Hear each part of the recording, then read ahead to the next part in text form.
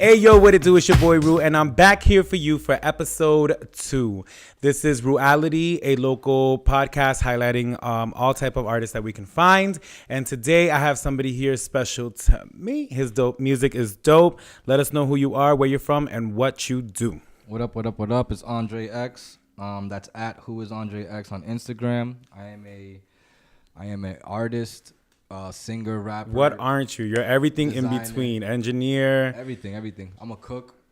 Oh. I can cook too. I make a mean cereal. I move the bowl like this, so when the milk hits, it hits in like the Fibonacci code. So I'm done. I'll put you on. All right, so we're bringing you here today because you have a new project dropping on July 6th. July 6th, yes. Sex, drugs, and other things. Ooh, #SDOT. SDOT. That's what that means. That's Sex, what drugs, that and is. other things. Yep, And you just performed. Shout out Spigot Brewery for having you guys. Yeah, shout out John and Spigot Shout out Brewery. John. John Hand having me out there. It was pretty dope. Let's get back to the beginning. Let's get back to the roots. Let us know how you started getting into the music game. And you've been doing it for a long time. Like, walk us through a little bit of what inspired you to get going with music. So I come from a musical family. My father's a saxophone player.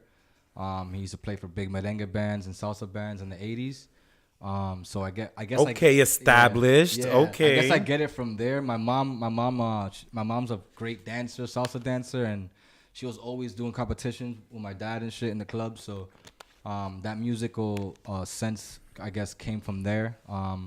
I don't know any Spanish music, so I don't know why it came from there, but it just did. A love for the music, watching my father play in bands and shit just like inspired me, you know. He used to have a studio in the garage, and as soon as he quit music, he's like, I'm done. I'm just like, yo, let me take over the studio, let me try.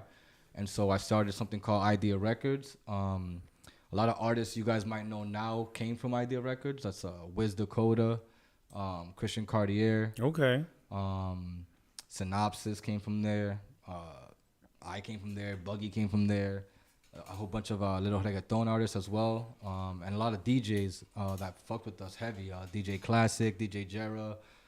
People like that. Hey, they all DJ stuck Classic, DJ Jara. I know those two right they there. all stuck in the circle and shit. So yeah, and I just, ever since then, I just been growing. I took a hiatus from music for 6 years. I went to Florida to find myself. And I found somebody else. You found a lot over there. I found a lot of other people except myself. And then I moved back. I had a kid, and ever since then, I found my love for the music again. And my daughter's into music now, so it's shout out Zam Zams. Yeah, man, she's amazing. Shout out Zam Zams. All right, so when you took over the studio, your dad's old studio, all these artists did you start producing for them right away, or did you have to I was a producer engineer first. I wasn't into the rapping. I got into it maybe a month in after I started seeing how good it could be and easy. And easy. Well, I say easy because I think poetry and rhyming is really easy. If you know what you're saying. And I'm very clever with my words. I'm a funny person. You know what I mean? So I'm always quick with it. So I've always put that into my music, and it just worked for me. Now, on your first album, what was the title of it? Because I haven't heard it. And what was your inspiration behind it? And how did that come about? My first album ever? Yeah. My first album ever was called Craze versus Legacy. Craze versus Legacy. It was me versus my best friend Buggy. And we were the top heads of the group. And we were Drop a year. What year was this? Oh, man, 2005. Oh, wow. I was a baby. Yeah, I'm a baby. It was a long time ago. I didn't have a beard.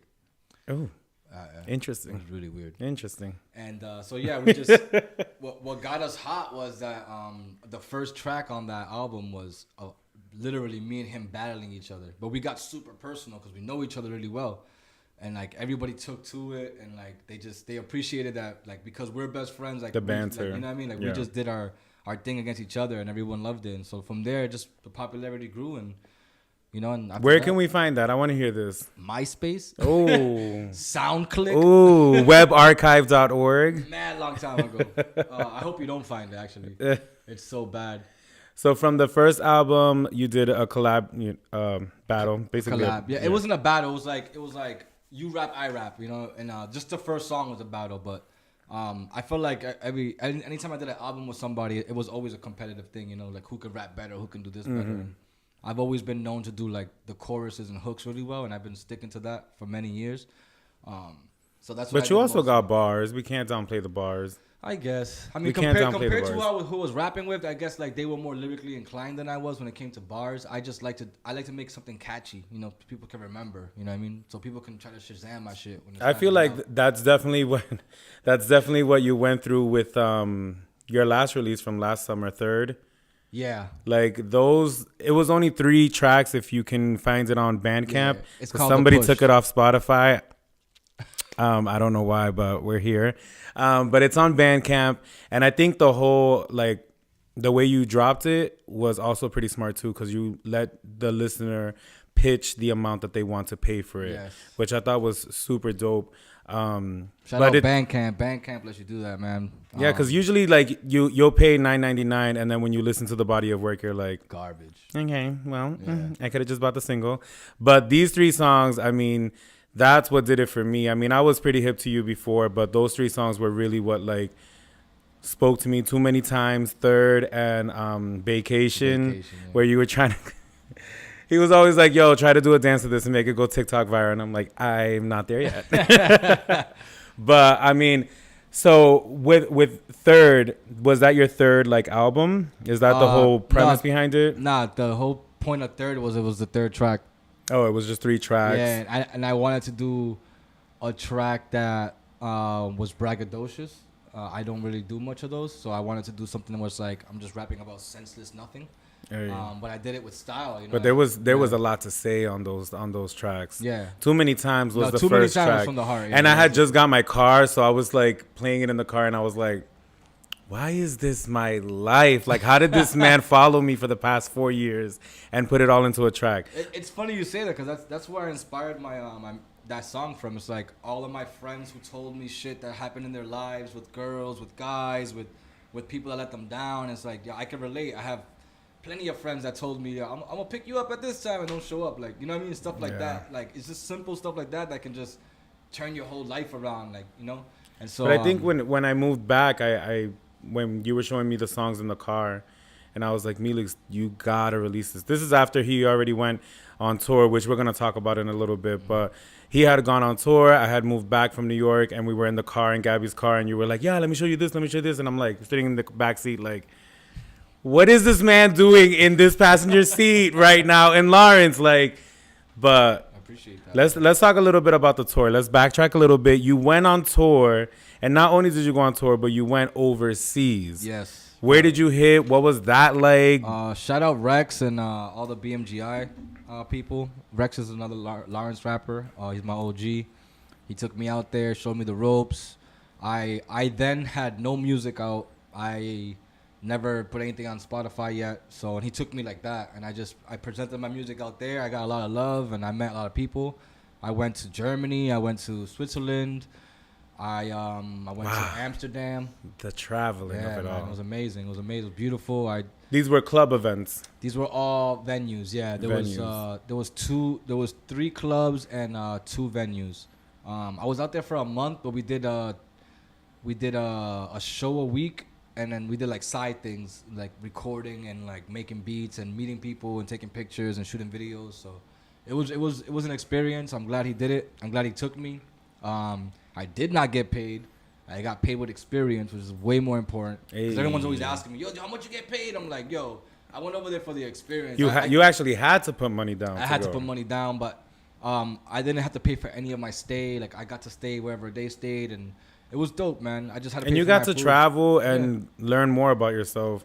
And Yeah, I think became a vegan coming back. I Yeah. learned that around the world, like, it's not pernil and fucking pollo típico everywhere. There's Oh, other interesting. options. Yeah, there's other options, and so there's a place called Vegan Junk Food that's all over Europe, and that's where I ate the most. It was amazing, and I became vegan as soon as I came back, and it changed my life, man. More than just about I remember music, a story you told me about when you were, I think you were in Germany, and you went to a show and they were singing along like towards the end. Yeah. So I think that's pretty cool. Like, I think it's cool that I think that over there it was just German. They speak German, but it's not like there's a lot of English people. They're like too many times. Yeah. I went to Oktoberfest and like coincidentally we ended up in a table where it was like literally all the tourists were stuck on this table and everyone else was German. And we're like, oh shit, you're from Boston? They're like, yeah, we're from Boston. Oh shit.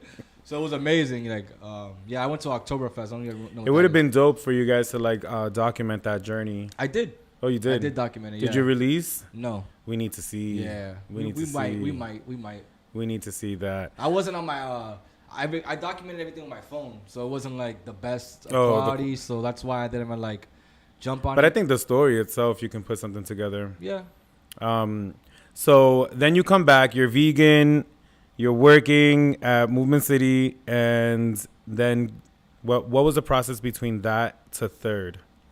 Like, so where was your mind at in between? Because, like he said, his music is not really on like Spotify streaming platforms. Yeah. You can find some stuff. Yeah, I'm more. Like I was more like a feature artist at the time. I was. The reason why Rex took me is because I did a song for him, just a hook, and it's called Back Home. And I made it to his album. That's my first ever like real album I got on, like with credits, and I get payments, every month, which is really cool.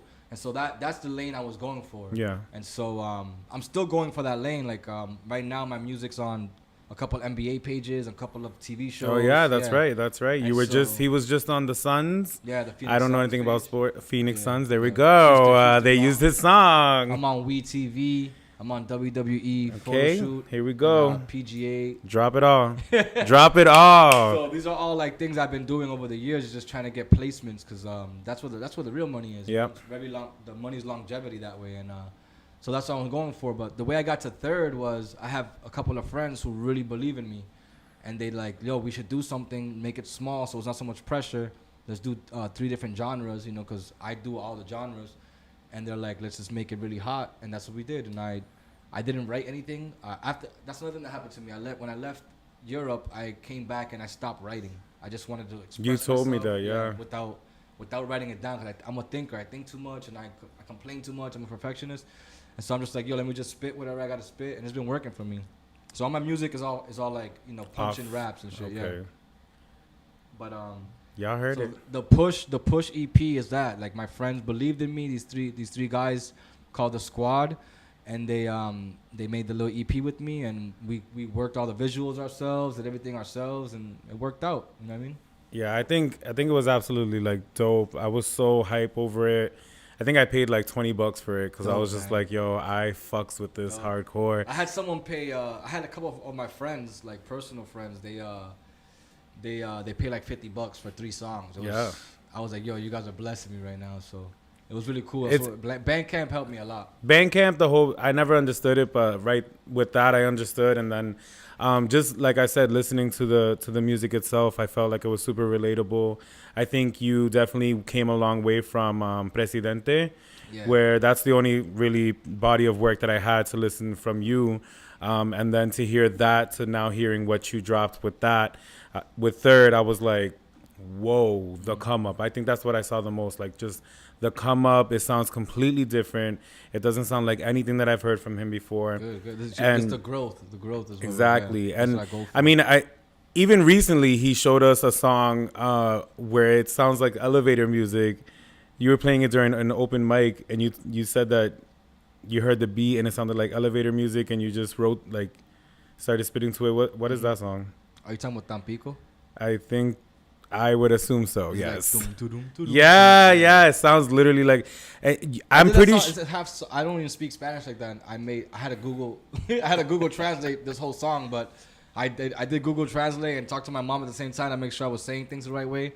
And so that song is a Spanglish song. It's like half in Spanish, half in English. It was fun. It's fire. It's fire. It needs to be dropped. It needs to be dropped. Yes, it will be soon. Now, SDOT, sex, drugs, and other things. First of all, SDOT, a great acronym. I'm a sucker for acronyms. I was wondering what the hell SDOT was, and then when you just said it, I was like, oh, it makes sense. What was the inspiration behind that? So years ago, me and my DJ Knight, shout out Night.wave, we had an idea to make an album called Sex, Drugs, and Other Things. And we made a lot of songs because we used to be roommates. So we had a lot of songs together, and we were gonna put it out, and it didn't work out. It didn't work out the way we wanted it to, and so I met my boy Blizz. He's from Everett, and he's a known producer. He's got on the Crenshaw album for Nipsey Hussle. Hey. And yeah, he does Crooked Eye, a whole bunch of other people. He's really talented. And I met him in LA, and so me and him connected when we got back, and we started making. You go to LA a lot. Yeah, I go to LA a lot. And you know a lot of people out there. You know a lot of people out there. You do a lot of things. I go to network, so if I don't go and know people, I'm going for nothing. But yeah, so me and Blizz got together, and we're like, yo, let's work on something. And I had the idea, SDOT still from years ago. I'm like, I want to put something out like this because of the acronym, it made me feel good when I said it. So he's like, all right, let's do it. And so all the music is based upon like sex, drugs, and other things. But to me, the drugs isn't like drugs. The drug to me is love, so sex, love, and other things. But we just wanted to name it drugs because love. S-lot. Yeah, it would sound weird. So. Slot. Okay, I hear it. Okay, so sex, drugs, and other things. There's 6 songs on the album. There's 5 songs on the album. 5 songs on the album, and you performed some of it. Yes, I performed 2 songs the other day. What were they? I did Tarantino, which is the visualizer's out now, and I did. Oh no, I didn't. I just did one. Okay, all of his visuals, all of his music, everything, it comes straight from you, directly from you. I record myself. Everything is self-taught. Yeah. Everything is there was no school, no degree, nothing. Everything is just you. And if you ever catch Melix on a regular day, I think you can see him in front of a MacBook doing this kid I'll literally walk in and be like, yo, look at this. And I'm like, this is what he's like, I just did this in 30 minutes. Yeah. I'm like, what the fuck? A whole 5-minute lyric video, just like out of bubbles and roses popping. Mm-hmm. What would you say is your inspiration behind learning all of these that song trades? Too many times? Yeah. Too many people letting you down. Exactly. You have to rely on yourself. I can't depend on other people. I shouldn't. Not that I can't. My new way of thinking is I shouldn't depend on other people. For anything, for love, for friendship, for anything, because then I'll be looking for it all the time, and I don't want to do that anymore. So I'm like, if I take everything upon myself, I can only blame myself. Like, I can only disappoint myself, right? I can't blame. Like, epic. It won't hurt my friendship with people. I won't take it, personal. So like, I just do everything myself. If I can get there, I don't drive, so if I can get somewhere and someone lends me their car, I'll take it. If not, I'm Ubering. I'll walk. I'll drive my bike. Like, I'll do everything myself because I cannot depend on people, and I shouldn't. I shouldn't have to. Yeah. Okay, so you taught yourself everything. Everything.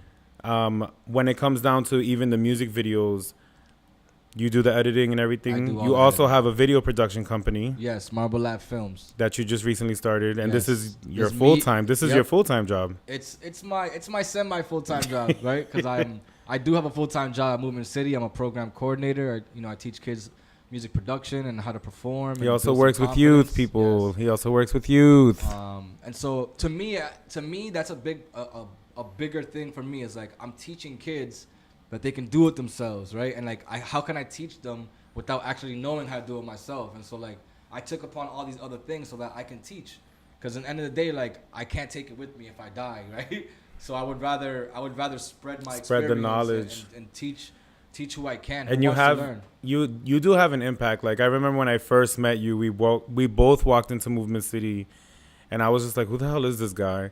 And they're like, that's a music production instructor. And I was like, okay, this is gonna be interesting.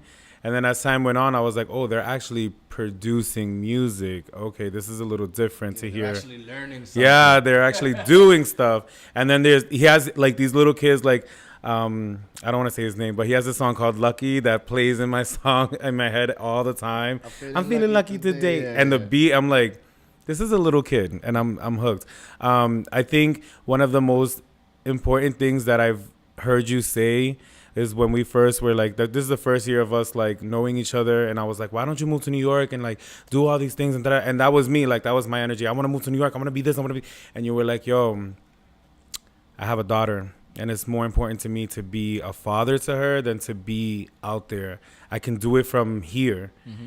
And that was like, I was like, whoa, I've never heard a male I've heard females. I've never heard a male say that. Yeah. Talk about that experience, like how having a daughter has changes your perception on life, basically. Well, I want to give a big shout out to my baby mother because without her, Dance mom number one. Because without her, I mean, I obviously can't do this by myself, right? I can't be a parent by myself when there's both of us there. She's super involved, so I thank her for like giving me some leeway when I take a trip or if I went on tour for a month and she understood like I got it. Don't worry about it. She'll be fine. So without people like that in my life, I wouldn't be able to do all that stuff. But I recently have noticed like I don't live for my kid, right? I don't do things so that my kid can live because I can be gone tomorrow, and then I'm doing what? You know, she has to learn how to do it herself. So now I'm just like, instead of being a dad, I'm just trying to be an example, right? Because being a dad's a lot of pressure. You know, like society wants you to do this one way, be a dad this way. Like I don't hit my kid, but there's some times where I just like I want to punish her, you know, and like not hit her, but like put her in a timeout, and I feel even bad doing that. Because society makes you feel like that's not what like fathers do anymore. Yeah. Like I was like got my ass whooped every day as a kid. You know what I mean? But that was normal back then. And so like I'm trying not to. Times have changed. Yeah, times have changed, and people need to learn to adapt. I'm trying to be more than a father. I want to be an example. I want to be a living, breathing example where she can be like, damn, he can do it. I can do it better, right? Or I can do it this way and make it the same way. And it's like I'm not trying to project my projections on her or anything like that. So. I'm just trying to be a great example. I think what's also inspiring and noticeable with a lot of people is that you push your daughter, but you don't force your daughter. Yeah. You don't make her take dance classes. You don't make, you know what I'm saying? I give her a choice. Everything is if she wants to do it. And she's going to do it. I think I see her all the time, and I'm like, yo, this girl's going to be the next. Yeah, she's in love with it, man. The next big thing. And that's a rarity to find amongst the youth. But good work on that. Thank you. I want to commend you on that. Thank you. Let's go back to SDOT. Talk about a little bit the journey through making these songs. You know, you already said that it was basically based on sex, drugs, and other things. Yeah. But anything that really stuck out to you on this project that you're just like, yo, I can't wait for people to hear this track? Well, the 5 songs we picked are 5 of 27. And I know you got a catalog. Yeah, I know you have over 1,000 songs like stashed for sure. But that's because I record. Can we say that the next Tupac? Can we say it, please? I record every day, and like during the pandemic, I was recording 3 times a day. So it's like, and I make a lot of beats, and that's where it comes from. That I make so many beats that I start rapping on them. But SDOT, Blizz was just sending me tracks, and none of them were the same. They're all different. And I was just like, all right, whatever we like for this album, whatever makes sense, we're gonna use. And out of the 27, only 5 of them were like these are the ones, you know. And we want to do a series with it, so it's gonna be S.1, S.2, S.3. Okay. And so we're building. The songs took since 2020, so it took a year and a half to finish. Again, he lives in Everett, so you had to travel back and forth. Yeah, we had to travel back and forth without a car, and we both have full-time jobs, and he was running a studio as well, so there was a lot going on with that. But we got all the songs done, and I enjoyed making them because I got to express myself in different ways, and I tried a lot of different things because he sent me a lot of different genres. So the next S.Dot's gonna be more danceable and stuff like that for sure, because we have a lot of Afro and dancehall and reggaeton stuff going on. Okay. Now, any collabs on this? No. This is strictly just you spitting. Just me. All right, work. Do you have any collabs?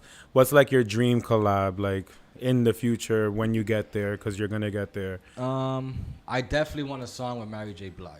Hey. I feel like as a hip hop head, like that was the goal, was to get like this R&B queen on your track. You know, like when Method Man did it, it was like amazing, right? And I never heard no one do it. Yo, so when this project drops, we gotta tag Mary. We all gotta tag Mary and be like, yo, Mary, like. Yeah, man. That's how it happens now. She was the only like R&B star that like really stood out to me as a kid, and I wasn't even a singer like that, but like her music touched my soul. Yeah. She sang. Her and Lauryn Hill. But like these are 2 impossible people. Lauryn Hill gonna show up too late, 2 years late for that feature. Yeah, man. Lauryn Hill will be dope too. I mean, I guess I'm reaching for those, right? But those I wouldn't say reaching. I'd say they're pretty attainable, especially with the sounds and the quality that you are dropping. Because you don't sound like a local. Like when I hear your music, I don't hear a local artist. You know, like when you hear of a local artist, sometimes you hear a lot of the mimicking and the I want to sound like Offset. I want to sound like Migos. I want to sound like these artists. But with you, it's like I'm in my own lane, and y'all gonna want to sound like me. Period. So I think like when I hear your music, it those dreams are not that far away if you actually think about it, because it's like not only that, you're also doing it on your own. Yeah. Which I think that's what's taking me longer though. You know what I mean? it could take you as long as it needs to take you, as long as it's taking you. Yeah, yeah. You know, that's the way that I'm seeing it. Because even with this, like I'm doing it all on my own. I mean, I have the help of really great people, but it's all literally like I just want to do it on my own. I want to learn everything through everything, even through the fuck ups. You were on Sofrito Speaks when the audio was horrible, but it like I had to go through those things to understand what it is that I'm actually doing. So I commend you on that as well. With sex, drugs, and I was gonna say sex, drugs, and rock and roll, sex, drugs, and other things. Who else worked on it, producer wise? So we had Surefire Creative Studios. His name is Brady. He mixed the album. He mixed it for us. But Surefire is a big thing. yeah, man. Surefire is a big thing. That's a big little company. It's a company in Lowell, and they I heard they worked on Lisa Left Eye Lopez's album. Yeah, well, he did. Brady. He's back in the day. He got I think he got a Grammy nominated for that. I was like, he works I was all over that. He works a lot with Millie's and like he got a lot of big artists on his belt. He gets plaques and shit. Like he's on it. Wow. And that's in Lowell. Yeah, it's in Lowell. It's right down the street. Right down the street. Yeah. There's a lot happening here in Lawrence. What would you what advice would you give to any local artists in this area, at least from what you've seen? Be yourself. Don't follow the fad. Don't try to be something you're not, and because you're gonna get lost in the sauce. It's gonna be harder to find who you are because you're trying to be somebody else.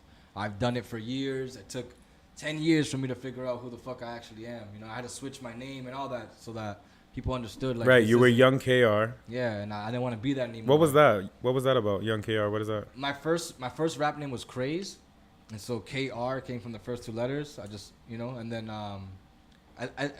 every 5 years I wanted to revamp myself because I wasn't getting anywhere. I wasn't getting any. Sometimes you gotta switch it up. Yeah, and I feel like since I became myself, because my middle name is AndreX, AndreX just made sense for me, and it's like now I'm actually me. No one can say I'm not. I'm trying to be somebody else. I'm not. And it's impossible when I'm myself. Dominican with AndreX. Yeah, Melix AndreX. Isn't that weird? AndreX. Yeah, my parents like X's. I don't know. My parents love X's so much they became X's. I'm done. So you recently did a podcast, Old Minds, Young Soul. Yes. Is that the name? Sorry, I might be butchering it. It was Old Soul, Young World. Oh, okay. Here we go. Sorry. And you talked about your Shout journey. out Jesse. Yeah, shout out. Your journey and how you doing. And I hope this is okay to bring up. You doing. I live my truths, man. Whatever you want to say, it's okay. You doing shrooms has just opened up. You had a really bad trip. Yep. That kind of just made you realize a lot about your life. I had a beautiful bad trip. That's what I call it. It was the most beautiful, enlightening bad shit that can happen to me. So, when I heard that, I was like, I want to pick the brain. And what was like? What were you seeing? What was going on? What was it that made it beautiful, bad, and trippy at the same time? I guess knowing that it's all in my head.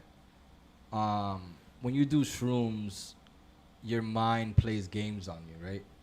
You do tap into something different, but your mind's also projecting the things that you're seeing.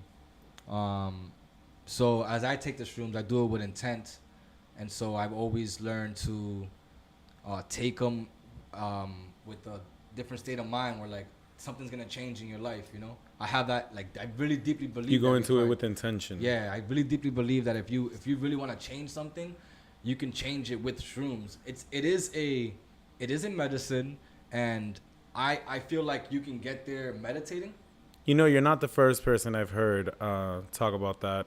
There was a doctor that went on the Breakfast Club that said the same thing about heroin. And I know when we hear heroin, we're like, oh my God. But he was just like, there's a safe way to do it. Mm-hmm. And There it is. exactly what you just said. If you want to change certain things in your life, some people, heroin might just be the answer. And everyone was fighting him like, no, you shouldn't be doing. But I think the journey is different for all of us, right? Yeah, like you gotta think about. All right, think about this. There's heroin, then there's heroin that Dominicans touched. You understand? So it's not the clean opium that you're supposed to. You know what I mean? Like Asians have been using this shit forever. Like they know how to use it medicinally. So shrooms, And we better trust them because they Yeah. warned us about the mask. and shrooms are the same. Shrooms are the same thing. Like, first of all, I'm Taino, right? I'm half Puerto Rican, half Dominican. I have Indian blood, Yeah, right? yeah, So it's like yeah. we are tree people, and like I take the tree from the medicine, which is the shrooms, and I get in tuned with my ancestors. I literally close my eyes and see my ancestors, right?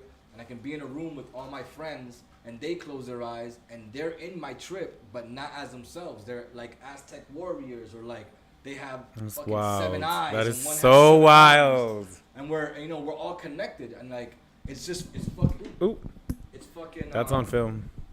I caught it though. But it's fucking. Mic it's drop, literally, mic drop. It's an amazing thing. It's an amazing thing when I can connect with other people on a different level. It's not like when you make love to somebody, you're connecting in that way, or like when you hug somebody, you feel something, like you kiss Yeah. somebody. Now this is like You're sharing an experience. yeah, with like friends that I grew up with, right? And like we chant, we breathe exercise, and we do things that like it just makes us feel good, and it just switches up our whole perspective in life. And I have not thought the same ever since I started this, and I don't plan on doing shrooms again. But like if I ever do anything of that nature, I probably would do shrooms or like DMT or like ayahuasca, something that's gonna like Ayahuasca. Yeah, it's kinda life-changing I want to things, try yeah. ayahuasca. ayahuasca.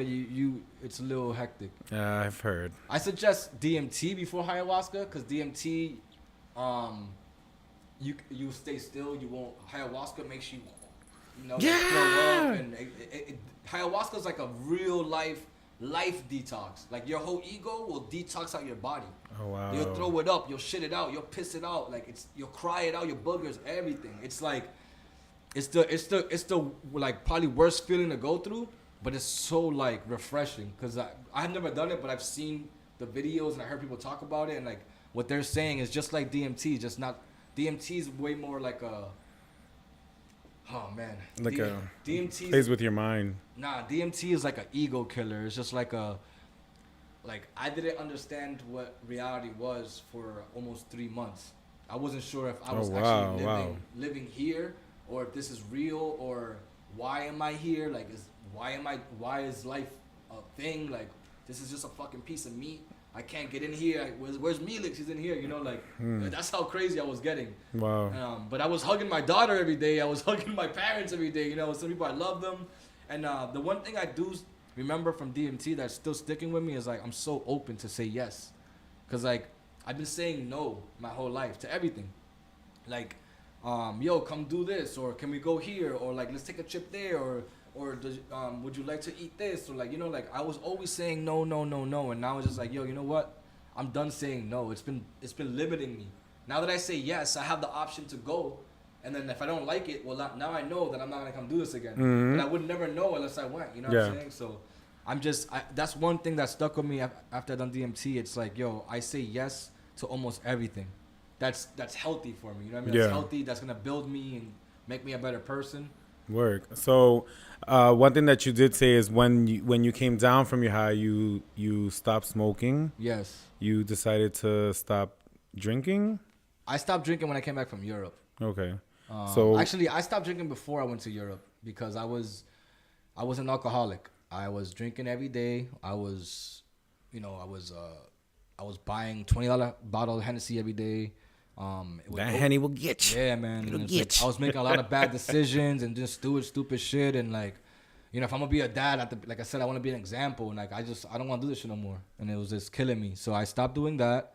The smoke too. I was an Advent smoker for 15 years, and like I want to be done with that. I don't want to depend on anything. You know what I mean? I don't have to depend on anything to make me feel good when I can just wake up and smile and be like, yo, I feel amazing. I woke up. You know what I mean? Yeah. The weed didn't do it. The liquor didn't do it. I woke up because I wanted to wake up. You know what I mean? So Do you think your sound is gonna change now from completely. Yeah, has it already? Yeah, I have not recorded since I stopped smoking. Yeah, It's been like, it's been a struggle. yeah, but it's because I'm stuck in the feeling of like, oh, every time I recorded, I was smoking. You know, it added to the experience. You're stuck thinking that that's what you need That's in what order I needed, yeah. And now I'm just trying to get over like, I don't need that. I just need to take a couple breaths and relax and just get through it. And I have some songs that I have recorded, but it's definitely been a struggle to find like my niche again. Okay. So, What can we expect from you within the next 2 to 3 years? my next album is gonna be all produced by me. It's gonna be 30 songs. On that Chris Ramsey right there. It's gonna be 30 songs, all produced by me, all written by me, all recorded by me, and I really want to get into expressing myself through video and visuals, and so in the next 2-3 years, I'm not planning. I know that I'm gonna be progressing with the videos and just traveling a lot more, because having a camera in your hand has helped me so much getting to places that I never would have got into just being AndreX. Because everyone thinks they're better than you, but as soon as they see that they have something that they need, like a camera, you're in the door. You know what I'm saying? And so like me and my boy Melks have been noticing that, and that's what we've been using to our advantage. And we get in the door, then all of a sudden we're on a track, then all of a sudden we're shooting the video, then all of a sudden we're making the beat, or I'm recording somebody. So a lot of other people would probably look at that and be like, well, that's more work than just being invited onto a track. But I think it's more meaningful to be able to offer way more than just a verse. And the relationship you build with the person, because you never know you never know who you know and who they know and what opportunities that can bring you. Yep. And that's exactly what it's done for us. It's like we brought a camera to New York when we go to the studios, or we brought a camera to New York when we went to LA, and like or Atlanta or Texas when we go traveling, and it's like it got us in every door, like no problem. You have a camera? Oh shit, take a picture. Oh shit, take a picture, you know? Give me your Instagram. And then from there we get followers, you know, it just keeps building. That's a smart business tactic there. And it's a plus that we actually know what the fuck we're doing. You know what I'm saying? Like we don't. That helps. That part. That helps a lot. So that's the biggest thing about that is like we know what the fuck we're doing, and we love to do it too. I love shooting videos. What's droga? So droga is do right on God only. Always. I'm sorry, and it's droga. Do right on God always. It's my boy Short Fuse, who's a producer from Lawrence, who just dropped an album called Goya with Terminology. They have this is their third one, so it's Goya 3, and now he has his own clothing line. It's called Droga, and he got shirts and hats, and he makes beats, and that's at Short Fuse, short FYUZ. Okay. And he's amazing. All right. He's another inspiration in my life. That's like I watch him do things. I'm like, okay, if you can do it, I can do it. You know what I mean? He's also a father, so a single. It's father. good to have friends like that around. You know. He's very inspirational. He's actually the reason why Rex took me on tour, because I'm so close to Short Fuse, and they're like, yo, it's gonna work. Let's just all go. You know? Okay. So. All right. Well, I want to remind everybody to head over to the YouTube, no longer the Patreon, the YouTube page, to see the performance that we recorded, the visual that we recorded for you. And I want to thank you for coming on. You already know how I feel about you. I think you're absolutely amazing. I know only great things are coming for you. I look up to you a lot in music. Melix is actually the one that produced and made the track Get It Now. I sent him a very rough track. And I created your logo. Oh, and the Reality logo. Yes, you better claim it. But thank you for coming on. I really do appreciate you. And I know that great things are coming for you and Zamaya and everyone else that's around you. You have such a beautiful mind and such a way of seeing things that there's only one thing you can do is admire it. So, I want to let you shout out anybody that you want to shout out, anything that you want to get off your chest real quick before we wrap this up. Yes. I want to shout out Pito for coming by and shooting my pictures. Hey! He's been my neighbor since I was in the 5th grade. Oh, yeah, epic. I've known him that long. I haven't seen him in a couple of years, but I'm glad he's back. I want to give a shout out to Night.Wave, who's been giving me rides and helping me out all the time, which I totally appreciate. I want to give a shout out to Gabby, who always lets me use her car. And I know she's gonna watch this and be like, "Really?" Yeah. Nah, she's a beautiful person, man. I want to thank She's her amazing. big Gabby's time. amazing. She's like my, we call her my work wife.